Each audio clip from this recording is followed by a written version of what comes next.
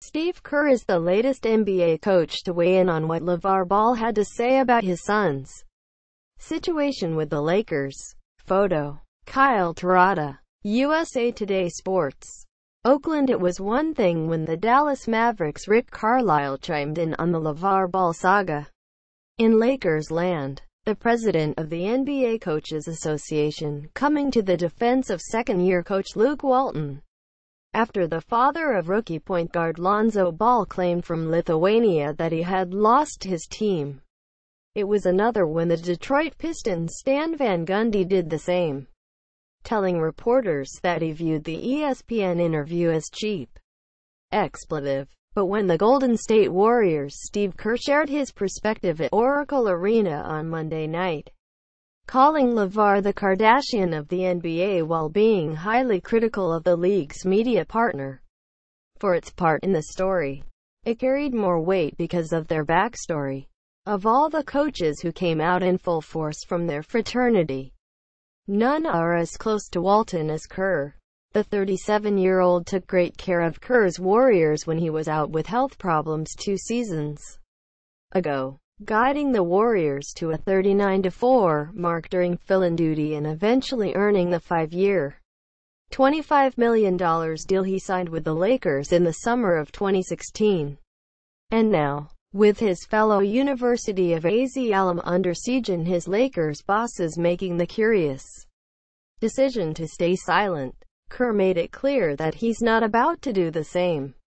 "I've talked to people in the media this year, and I've said, why do you guys have to cover that guy?"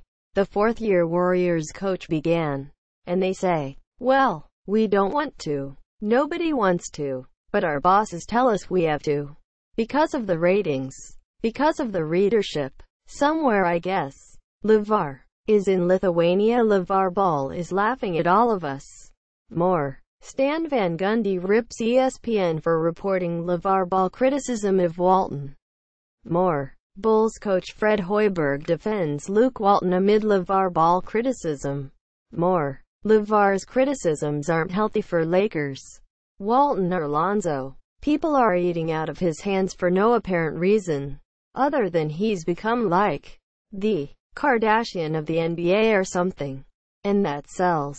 That's what is true in politics and entertainment, and now in sports. It doesn't matter if there's any substance involved in an issue. It's just, can we make it interesting for no apparent reason? There's nothing interesting about that story. You know how many parents of my players have probably been at home going, why isn't he playing my kid? And yet, we're sticking a microphone in front of his face because apparently it gets ratings. The difference on this front, as Kerr noted, is that LaVar appears to have the media microphone whenever he so pleases. People must care, or ESPN wouldn't be spending, whatever they're spending to send reporters to Lithuania, while laying off people who are writing really substantial stories. Kerr continued. People like former ESPN NBA writers Ethan Strauss or Mark Stein are getting laid off. So again, this is not a condemnation of ESPN. It's not. It's a societal issue. And it's been going on for many, many years. And it's, I think, really invading the sports world now.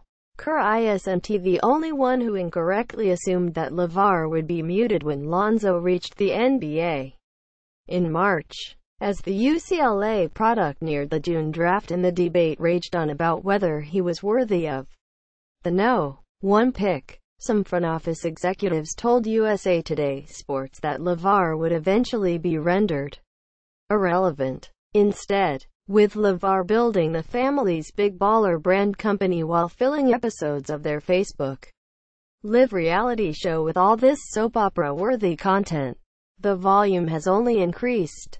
"I feel horrible for Luke," Kerr said. "That's my guy. He's one of my best friends. He shouldn't have to deal with this. But to me, one of the things about the NBA is it's always been a haven from the parents. Right? The guys who coach high school are the ones who really have to deal with the parents. I've never had to talk to a parent who's upset about playing time. I'm sure there are plenty out there, but they don't have a voice in the NBA. But for whatever reason, we're giving this guy a voice and Luke's got to deal with it. It's a shame. Follow USA Today Sports Sam Amick on Twitter at Sam_Amick. NBA photo of the day.